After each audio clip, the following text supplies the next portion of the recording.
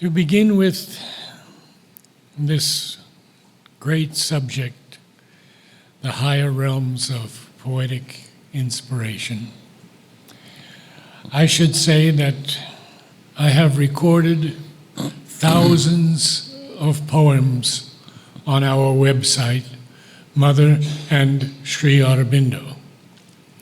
I have studied the future poetry of Sri Aurobindo again and again. Much of it is beyond my human understanding, because when he speaks or writes about the overhead inspiration, it is something that we all have to learn, study, become very conversant with, because it is a poetry that is written from above the mind. And if we truly want to understand these overhead influences in poetry, of course, first we have to go to Sri Aurobindo. But we can also go to other poets whom he praises greatly. A.E. George Russell, William Butler Yeats,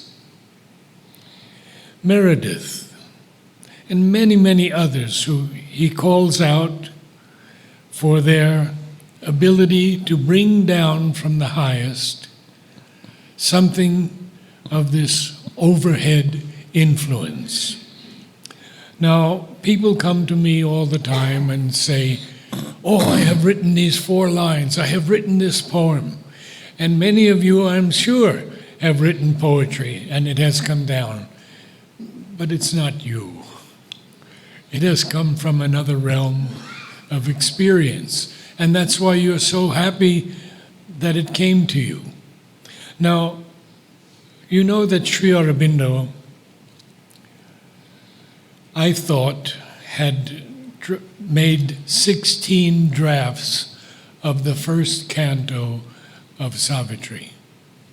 And when I mentioned this to Ranganathan, a long-time ashramite, who worked in the press for more than 40 years, I believe, he said to me, "No, Narad, he made 50 drafts, 50. And he said, "I have seen them all."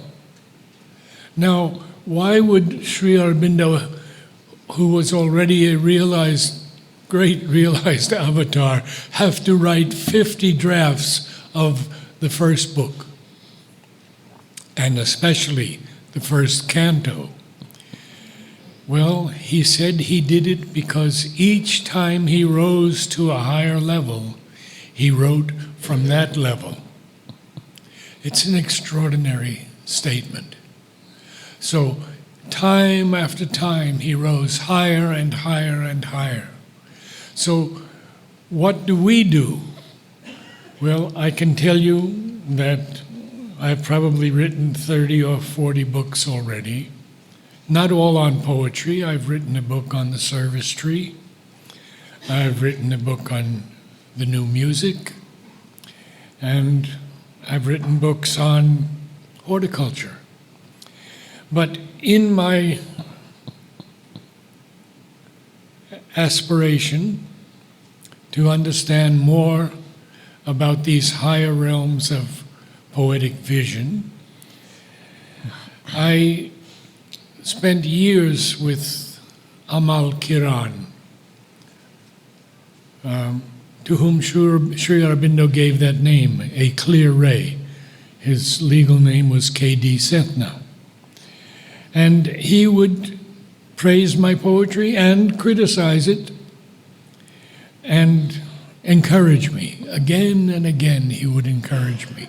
He would publish my poems in Mother India when he was in charge of it. And so I wrote to him many, many questions on Savitri, and he would do his best and answer them. There were others also, Alok Pandey, Jumur, and our beloved Alok, who answered hundreds and hundreds of questions that I put to him about passages or lines or phrases in Savitri. I'll just briefly speak to you about my own inspiration, how it has come to me, and I should not even say my own. Everything that has come to me has come through the grace of Sri Aurobindo. The only credit I take is for the mistakes. And when I could not quite catch the influence, or the mind got involved and wanted to do a little better, which Sri Aurobindo cautions us against. So all the poetry I've written, and again, Alok has written many forewords, as well as Shradhalu, for which I'm very grateful. So let us begin perhaps on the composition of a higher poetry, not necessarily a spiritual poetry, but it could be and often is. We have a line from Yeats: "O body swayed to music, O brightening glance, how can we tell the dancer from the dance?" So, Alok, give us some insights. Yes, it always intrigued me that why almost all the great scriptures, the Vedas, the Upanishads, the Gita, much of the writings in the Puranas, they are great poetry. Of course, the Ramayana and the Mahabharata. And I may like to recount one interesting story about, people know about Ramayana and much of it, but how it came into existence. As the story goes, that once Rishi Valmiki saw a pair of birds, Kranch Pakshi, and they were killed by a careless, ruthless hunter while they were in a state of love, and that brought so much compassion to his heart, and a meter came out. The expression came in the form of a metrical rhythm, and that was the beginning of Ramayana. If you look at the Ramayana, that little one sloka summarizes actually the story of Rama and Ravana, Rama and Sita. That apart, in Indian thought, especially the Tantras, there is this understanding of speech, how speech is born. So everything that we experience here is owes its origin to something higher, not only poetry. Even the substance, even matter, owes its origin to something higher. So we often hear this expression, the word made flesh, or in the Bible the saying is that, and God said, let there be light, and there was light. We have these expressions of the rhythm which created this universe, Narad, the original swar. So essentially the word which has created is the rhythm, is the original spandan which came out of the silence and stillness of the one. And this rhythm has the power to create. Now how does it create is a very beautiful whole science, but I'm not getting into it because that will be a different subject altogether. How does this rhythm create? But the effort of human speech, just as it tries to catch some glimpse of the eternal in everything, in heart, in mind, in thought, in will. So the effort of human speech is to capture something of that rhythm in terms of not just substance of thought, but in the rhythm of the speech. So this was the origin. This is the origin. It's the highest intensity to which human speech can be uplifted. And that's what is the mantra. So, because everything can be uplifted to its height, and human speech is something very extraordinary power which we most recklessly use, or rather misuse, because it has a power to destroy, it has a power to create. We all know it. We don't need to elaborate on that. How human speech, and not only it can destroy and create in terms of its subsequent effect, even immediately. There is that creative aspect of speech wherein when you read a very sublime poetry, and I can give a few examples from the Indian context. Even Western poets I read a lot, but I can give you that with which I got intimately connected. When I read the Mahabharata, it appeared to me the characters are much more real than any of the serials. They are wonderful. But that is something which I just can't. The Krishna that I read is the creation. I mean, he is reality, but the way the poet communicates is so much real. So also when you read, for me, like when I read Sri Aurobindo, he creates. And one of the great purposes, among many, when we read, say, a book like Savitri or any of his poems, is to communicate and create that state of consciousness in which the seer has a reason. So it is directly a yoga. It's not about understanding. There is a power in that creative word, and when we just read it, it starts creating that state which the Rishi is communicating through this medium. And indeed it is the best medium, because when we read prose, automatically we try to discern, analyze. Philosophy is like that. So, but when we read poetry, it goes straight to the inner being. Fortunately, because very often our surface mind doesn't understand it. So, it's a great help. It bypasses the barrier of rational thought, and it just stirs something inside. And if you wait for the moment, you muse upon the index thought, as Sri Aurobindo says, it starts revealing layer after layer of what is contained within it. That's the power of poetry. So there are 4 levels at which speech can be found. 2 are below and 2 are above. This is according to the tantric lore, and Sri Aurobindo of course speaks about it. In the highest realm, it is paravak. That which is beyond, it's the first stir from which creation starts. The creative power of the divine. It cannot be captured. All the forms of earth are nothing but a document which is trying to manifest something of this original Nad. Even if you combine all of them, still you cannot recreate it. That's how one of the poets says, sorry, I'm getting into that indulgent mood. सात समंद तो मसी करो लेखनी सब बन राई धरती तो कागज करो हरिगुण लिखा न जाए. That you make ink out of all the 7 oceans and make pen out of all the trees. This is not to cut the trees, excuse me, but it's a figurative way of saying. And make the whole earth like a paper on which you can write. Still you cannot completely express the beauty, the grandeur, the glory, the charm, the sweetness, the power of this one word, Hari, one of the names of the Lord. Cannot express. So that original stir, all creation is continuing to express it. If we look at creation at another level, it is poetry. So poetry is not just a word, like Veda is not just the shlokas.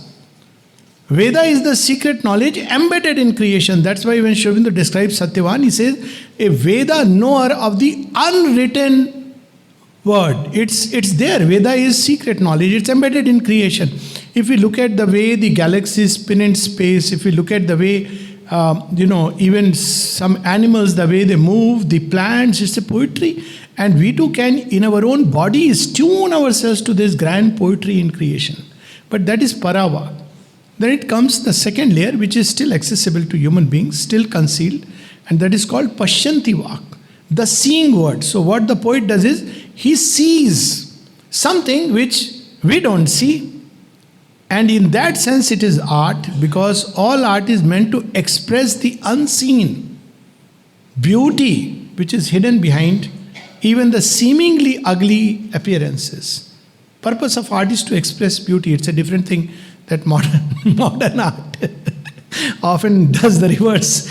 But it is to bring out that which is beautiful.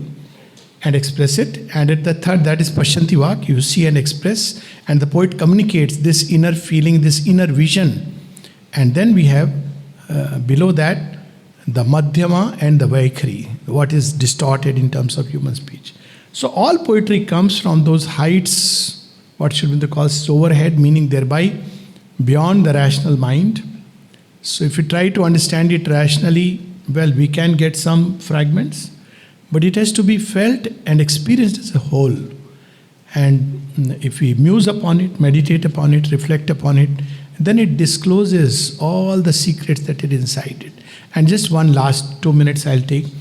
All human speech is composed of two elements, the sound and the word in terms of, and very often we emphasize on the word and its fixed meanings. That's how civilization has developed. But we have forgotten that sound has a tremendous power. Nowadays children understand it. So when they say okay, you have to not hear the okay, but okay, okay, see, okay. So they mean different thing just by the play of sound, which is something very beautiful. Also, Sri Aurobindo speaks about the limitations of human speech at present, and he speaks about a future language which has to emerge. And the mother also speaks about it. So all the mysteries of existence are not exhausted in our present frame. Much more is to come. A higher and higher poetry, greater and greater inspiration, rhythms which as of now we don't know and don't understand.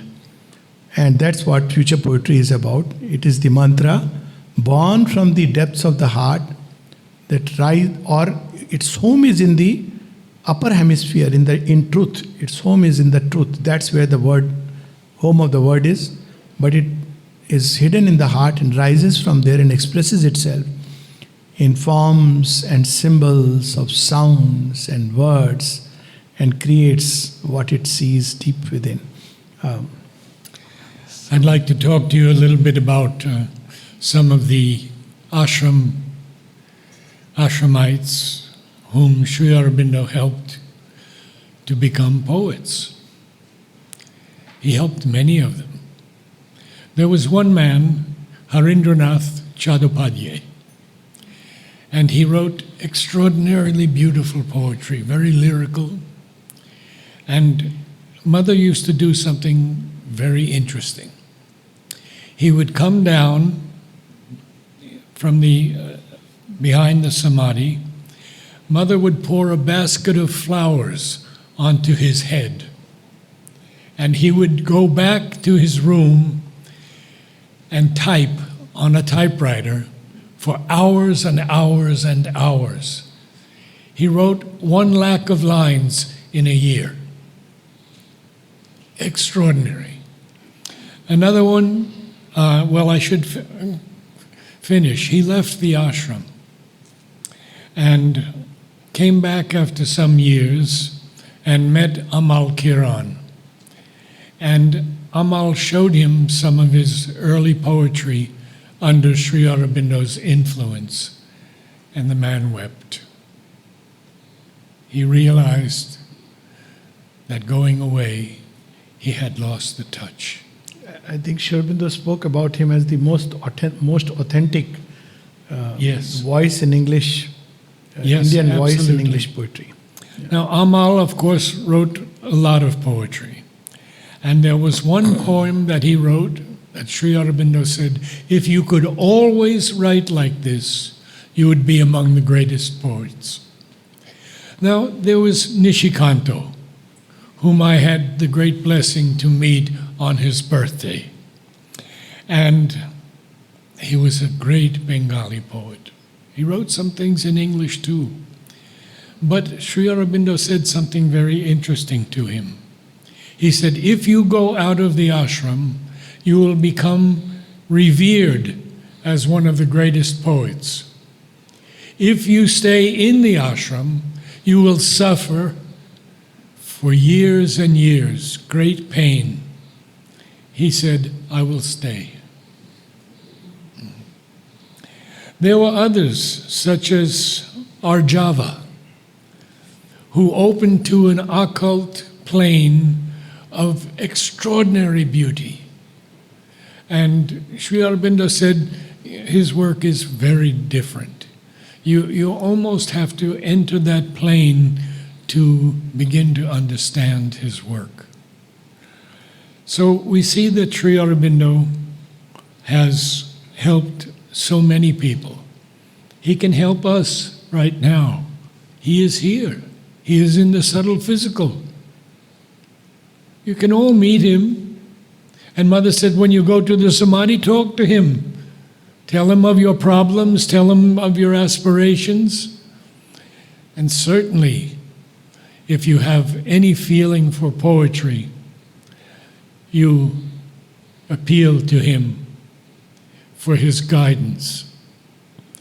Because in the new poetry, there is something that Alok referred to, and that is the power of the word.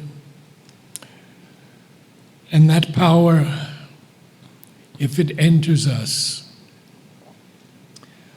we can write.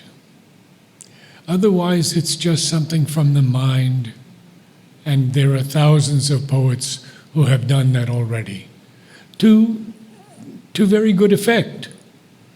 The early Wordsworth was excellent. Afterwards, Sri Aurobindo said he petered out.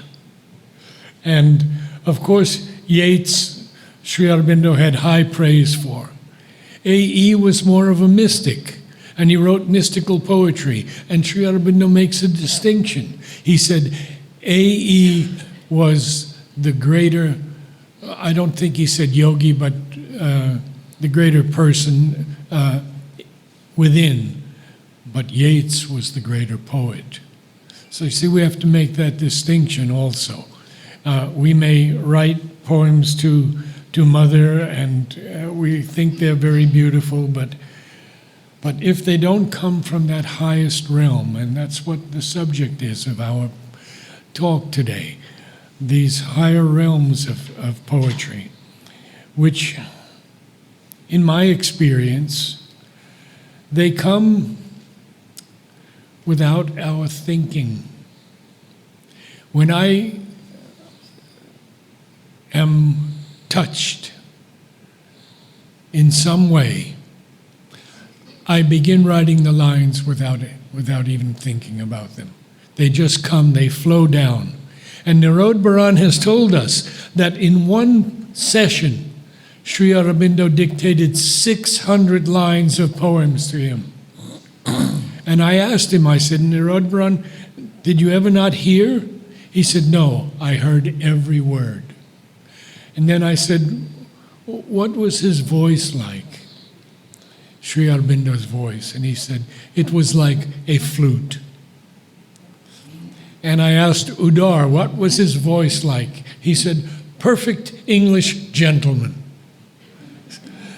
So it's very important for us to, when we read Savitri, to understand the word. I've written a book called Lexicon of the Infinite Mind, from a line in Savitri. And that lexicon, in which Alok, Sadalu, and many others have helped me, seeks to define the word according to the way Sri Aurobindo understood it. And Sri Aurobindo preferred the Cambridge Dictionary. So I always refer first to the Cambridge Dictionary for definitions and pronunciations. Alok, you want to say a few more words? I was just thinking that, we should, I'm sure you would read that passage on the mantra, how really to receive. So one is to write poetry, which of course, if one is blessed, it's wonderful. It must come as an inspiration. For me, it's always come from the heart, climbing up. That's how it has come to me. As a child, maybe 10, 12 years, I started writing poetry. Tons of poetry, English, Hindi, both. But one thing I noticed, I can say on a very personal note, which is interesting, that till I physically came to know of Sri Aurobindo in this life, that's about a little before 23, 24, I used to write a lot. And almost everything was in Hindi. I had almost this, I don't mind sharing it, this strong feeling that, Britishers were not very fair to India. So, though I knew the language very well, but I won't just, write. But after I turned to Sri Aurobindo, all my writings and poetry, everything came in English. It's so strange. It's something which I have observed in my own life. It was literally that, I didn't try anything, even now, but it's all personal. I just share with some people. Some Hindi, of course, has come as bhajans. Now they are on YouTube. Quite a few of the Hindi poetry which has come as bhajans. But this used to be, how things come. I've also seen that the medium on which you write makes a difference. So earlier I used to write on the paper, pen, like everybody else. When I switched on to the computer, I could suddenly notice that there is a difference which has come altogether.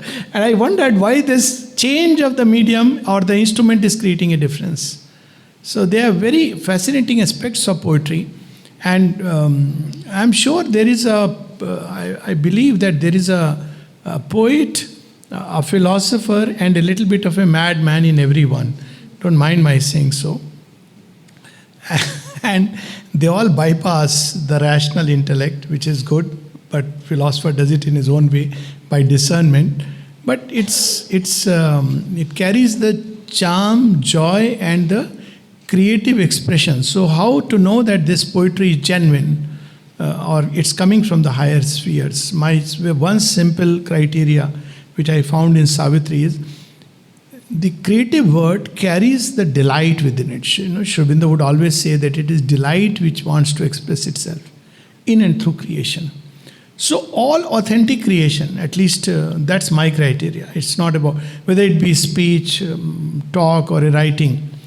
When I experience that inner enthusiasm as a kind of inner joy, doesn't matter who will read it, won't read it, whether centuries will remain hidden. It doesn't matter. But that delight is a big word, but some semblance of that flows into the word. And the same thing happens to the reader. You observe it's so interesting. When you read a poetry of a sublime character, it brings joy. Why? Because it gives us some touch of the original creative impulsion of the divine, which is delight. Raso Vesa. So essentially, how to arrive at there? Just a cue from Upanishad, then we will read something probably. So the cue is, in the Kena Upanishad, it speaks about the mind behind the mind and speech behind the speech. So this speech behind the speech, when do we enter? When the outer mind becomes quiet, it reflects, it's in a state of, all poets have this common tendency. They feel a lot, and then they don't rush into outward expressions. They just stay quiet and let this whole thing go inside and then emerge, burst out in the creative splendor of poetry. So the more we become quiet, the more poet we become, if not partially mad, but it's good because it breaks the patterns. One last thing, I feel sometimes we try to fit poetry into meters, which is wonderful. It's an attempt of the mind. But I do believe this is a purely intuitive sense which comes from also reading Sri Aurobindo, that the poetry of the future will not lend itself to any simple mentalized metrical arrangement. You have to feel for it. It will go beyond literally I would use the word rhythms of the infinite. They would be too plastic to be captured in one single pattern and way, because that's the most important part of poetry. One of the most important is the rhythm. And the rhythm comes with the sound, the stress, the accent. This is what create the rhythm. The quantity, that's another aspect of poetry. And Sri Aurobindo speaks so much about quantitative meter. But the poetry of the future will surpass this. It will be like a rhythm which will be creating and recreating itself with every line in a wonderful way. And that's what I have always felt about Savitri. People say it's an iambic pentameter, and I do understand that part. But I have always felt that Savitri is something which surpasses all frames within which we try to capture poetry. Maybe you like to read something. Actually, I want to talk a little bit about the structure that Sri Aurobindo has used. In all the great epic poems, the poet does not begin at the beginning of the story. He begins in the middle, and there are flashbacks. Sri Aurobindo has honored that epic style. The story of Savitri, the birth and quest, is long after these other books that preceded. Now, Sri Aurobindo actually replied to Amal Kiran's many, many letters in which he felt that there was a better word that Sri Aurobindo could have used. And 99.9% of the time, Sri Aurobindo disagreed. So I'm going to read you a little part here where Amal says,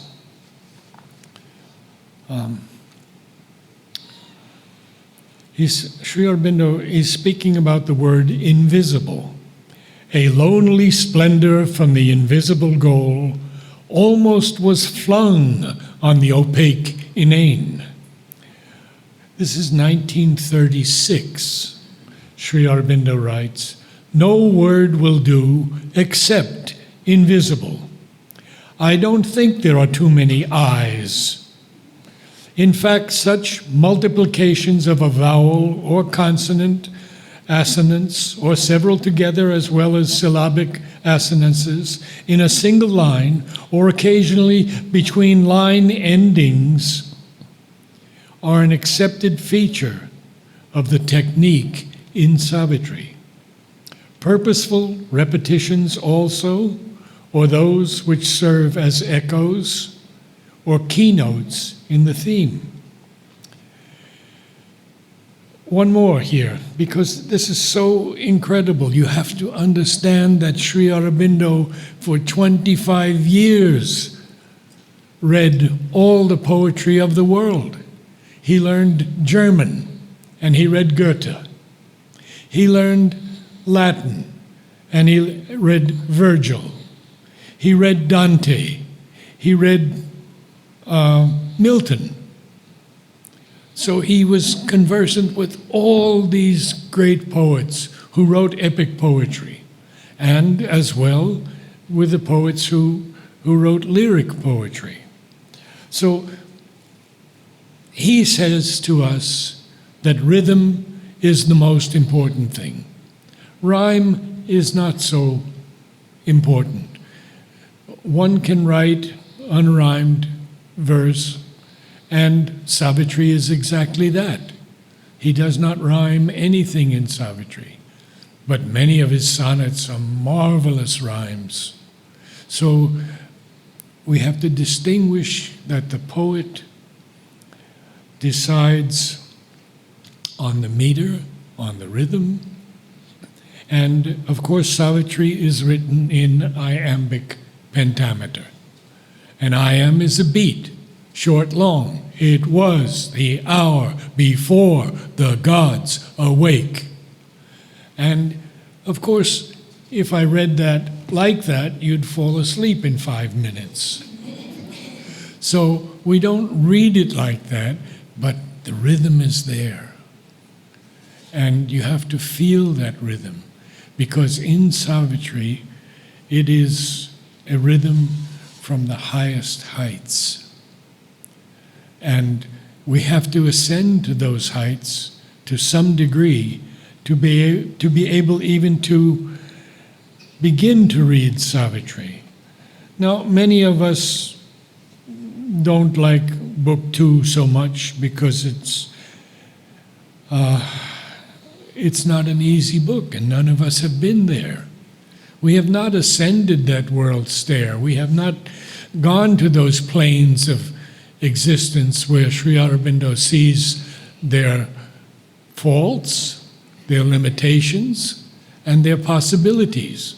We have not gone down into the depths and seen the mother and the sons of darkness, which we've not talked about during this series, and I think it's a good thing that we've not talked about it. We can always see darkness because it's so prevalent, but it's easier to see the light.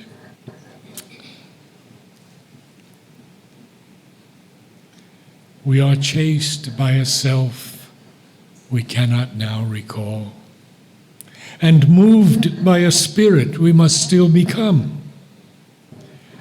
As one who has lost the kingdom of his soul, we look back to some God phase of our birth, other than this imperfect creature here, and hope in this or a diviner world to recover yet from heaven's patient guard what by our mind's forgetfulness we miss, our being's natural felicity. Our heart's delight we have exchanged for grief, the body's thrill we bartered for mere pain, the bliss for which our mortal nature yearns, as yearns an obscure moth to blazing light. Our life is a march to a victory never won. Well, I read a little of that the other day. This is so extraordinary. He tells us where we are going to go. He gives us the vision of the future in Book 11. He says that even if there is a darkness that comes, it will not survive the light. We are here today to participate in that light that comes from our speakers and the light that they are able to share. I would like to read more to you, but let me turn it over to Alok for a few moments, and then I'll come back to it. You want to read some, I think. Yes, I want to read something of Sri Aurobindo's poem. But it's a vast ocean, one of the most delightful books. Of course, Savitri is the ultimate. But this is with reference to poetry itself. So how Sri Aurobindo's poetry came into being, how he wrote poetry. So it's everything that his entire life is there in his poems. So I've always felt that if you really want to read Sri Aurobindo's life, Savitri is one. Second is all his experiences are there in collected poems. So it's so wonderful. But this poem is Musa Spiritus. So the muse which inspires us.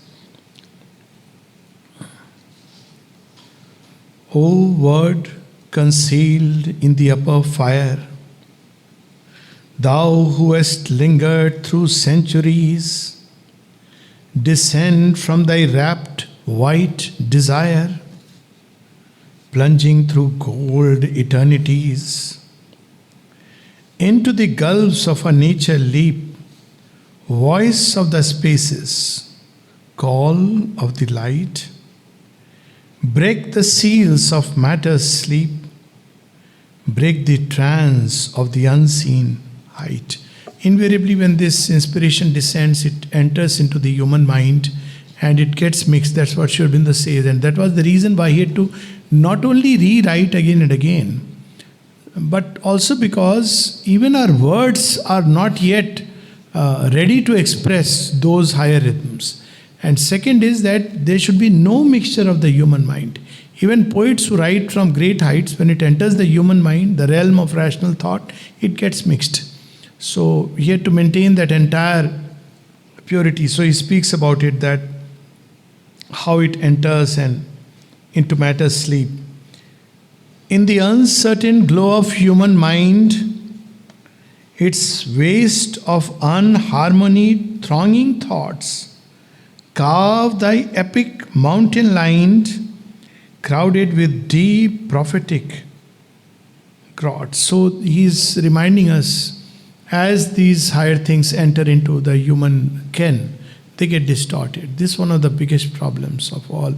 People often say that God doesn't speak to us. Well, he speaks probably. He's the only fellow speaking.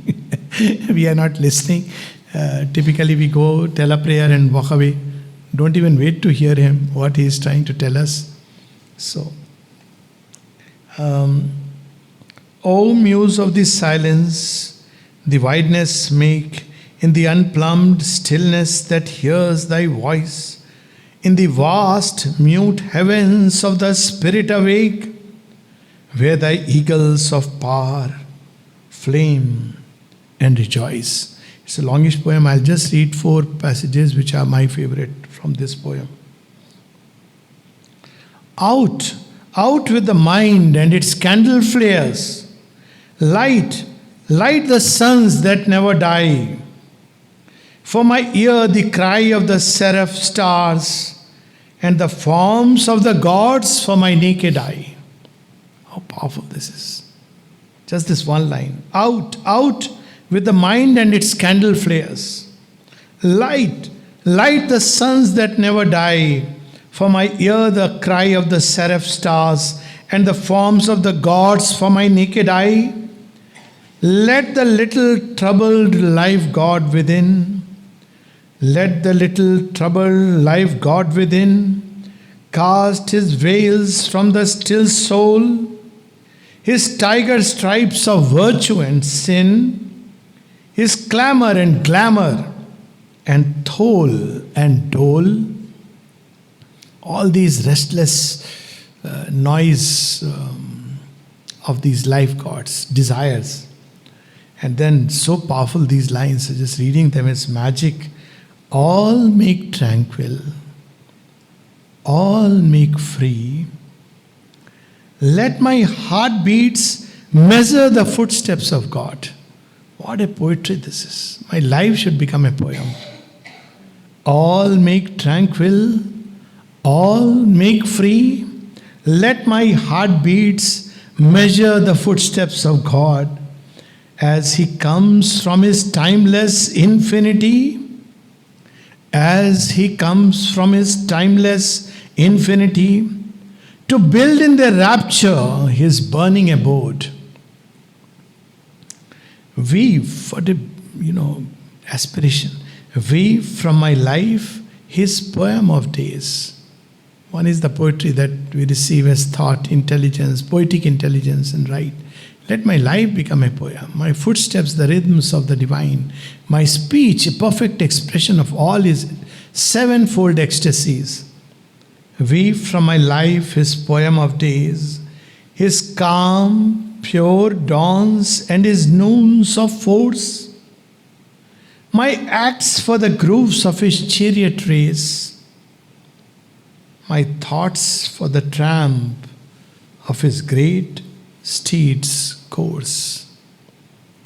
What marvelous lines they are, magnificent. Every poem, another just a couple of minutes, biographical poem of Sri Aurobindo, seer, deep-hearted, occult fountain of love. Vast in thy soul was a tide washing the coasts of heaven. Sri Aurobindo wanted himself to be referred to more as a poet than a philosopher, but his disciples have left no stones unturned to turn him into a philosopher and a scholar to boot. But he said the philosopher was he had no intention to do so, but then, well, he ended up writing 64 pages of philosophy, as he said, because he believed that the yogi can do anything. But he was, in his core, a poet much more than anything else. And poet of the dawn and poet of the new creation, creating the new creation, bringing into birth the new creation by the power of the word. Reading Sri Aurobindo is yoga. I'm going to read a long passage to close our session, because we don't usually read very long passages in Savitri. It takes so much time, and there is so much to say. But I will ask you all to go deeply within, invoke the silence, invoke the peace, invoke the divine grace, and I will begin.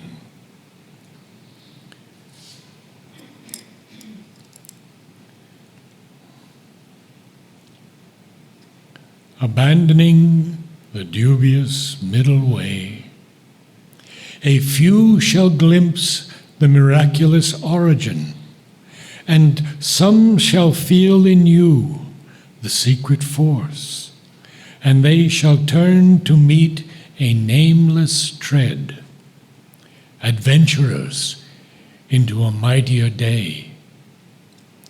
Ascending out of the limiting breaths of mind, they shall discover the world's huge design and step into the truth, the right, the vast.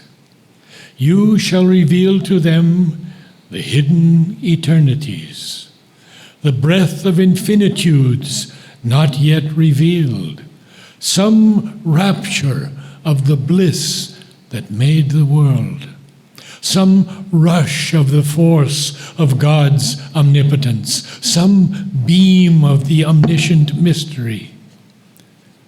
But when the hour of the divine draws near, the mighty mother shall take birth in time, and God be born into the human clay, in forms made ready by your human lives.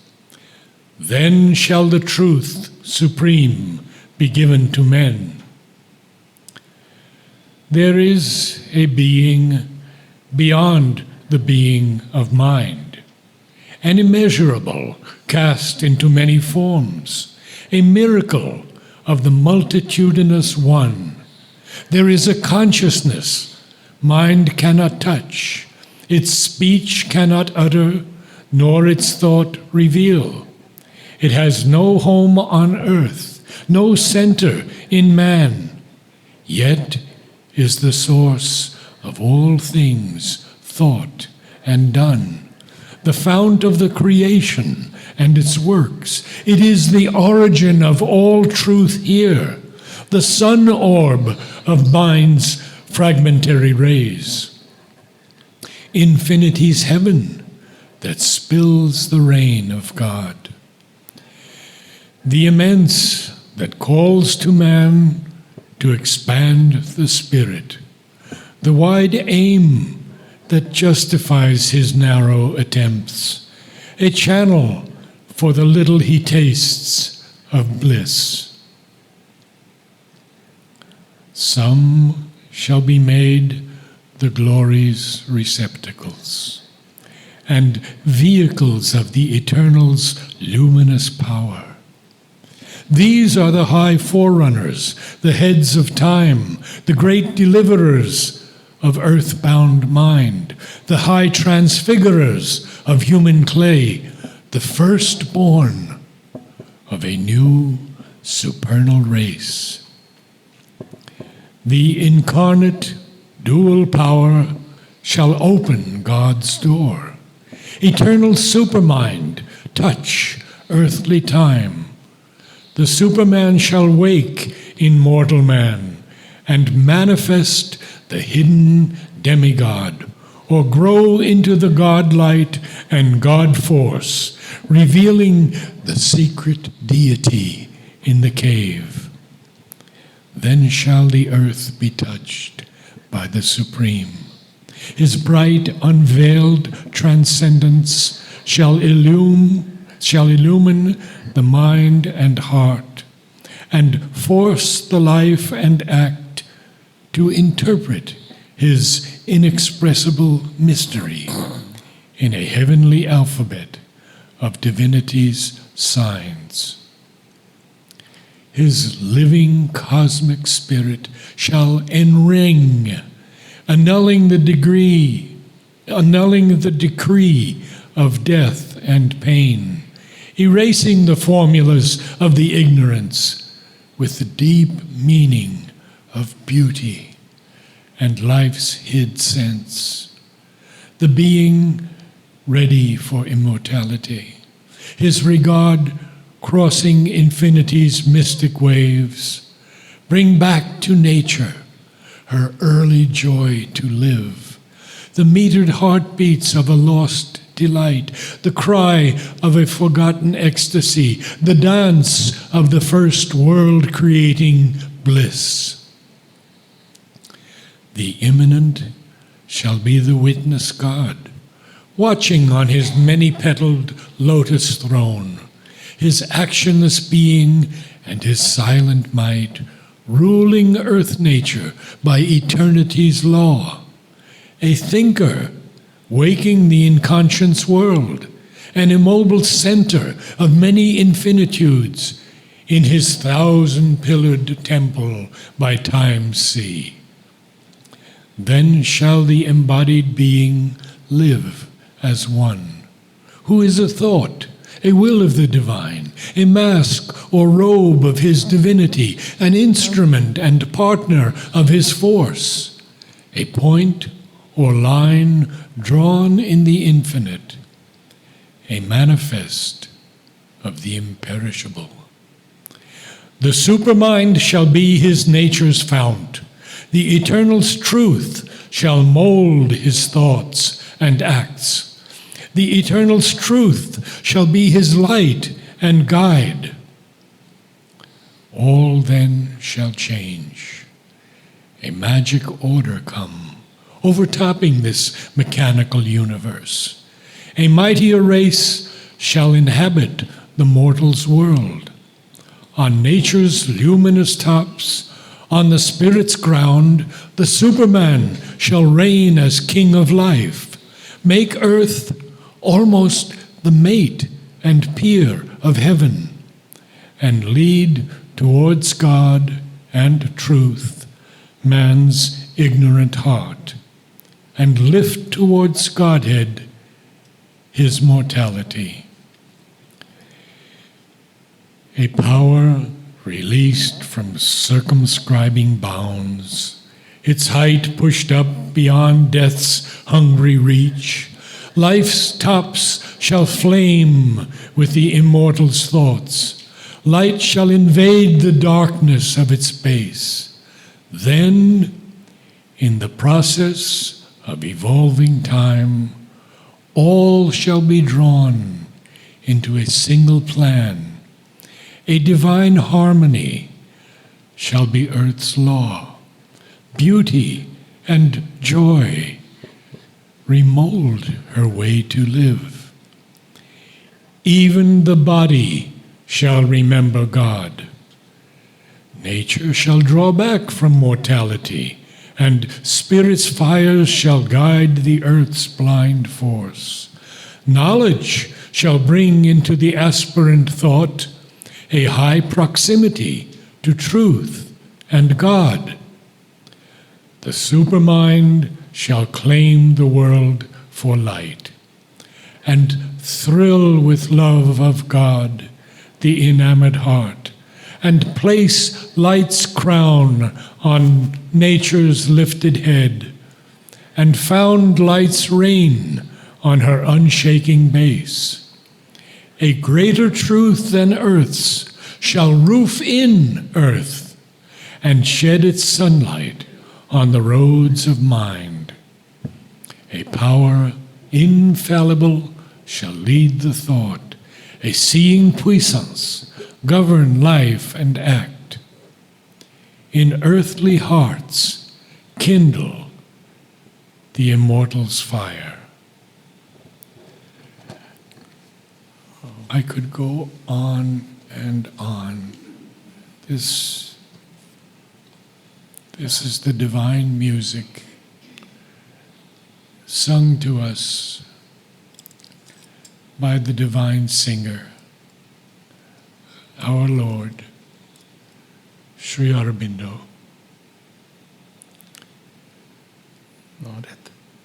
Narad, can I make a last request for you? Yeah. To read that passage where at the head she stands.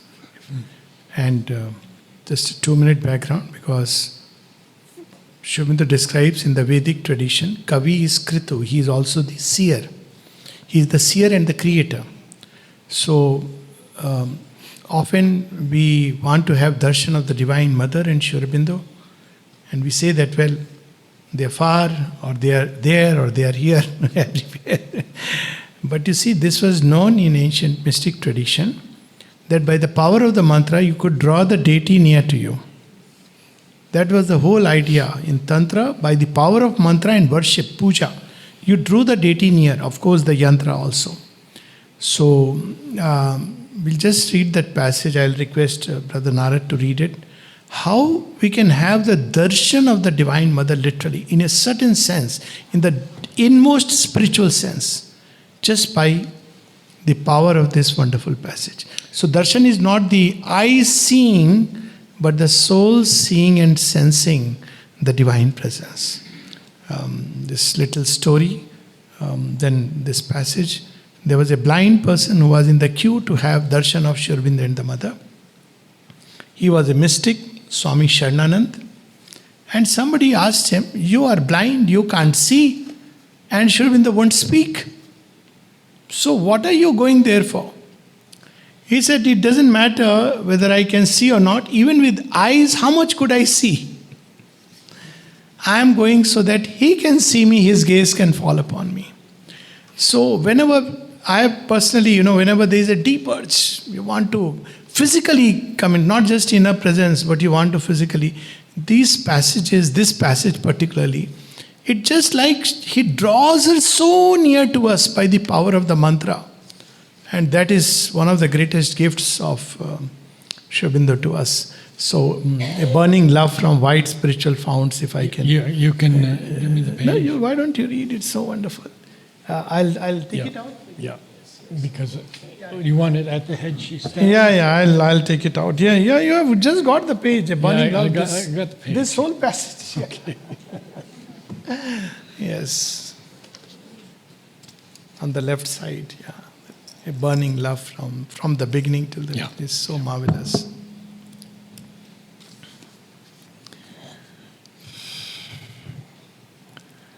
A burning love from white spiritual founts annulled the sorrow of the ignorant depths. Suffering was lost in her immortal smile. A life from beyond grew conqueror here of death. To err no more was natural to mind.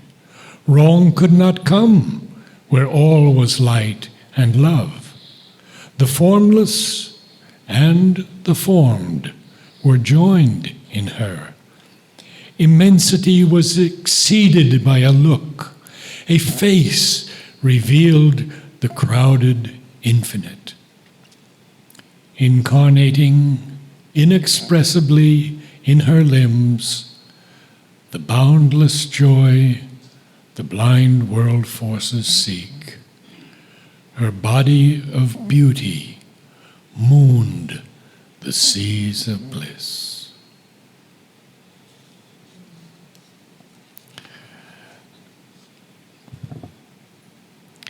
At the head she stands of birth and toil and fate. In their slow round, the cycles turn to her call. Alone, her hands can change time's dragon base. Hers is the mystery the night conceals. The spirit's alchemist energy is hers. She is the golden bridge, the wonderful fire. The luminous heart of the unknown is she. A power of silence in the depths of God. She is the force, the inevitable word, the magnet of our difficult ascent, the sun from which we kindle all our suns, the light that leans from the unrealized vasts, the joy that beckons from the impossible, the might of all that never yet came down. All nature dumbly calls to her alone, to heal with her feet the aching throb of life, and break the seals on the dim soul of man, and kindle her fire in the closed heart of things. All here shall be one day her sweetness home. All contraries prepare her harmony. Towards her our knowledge climbs, our passion gropes.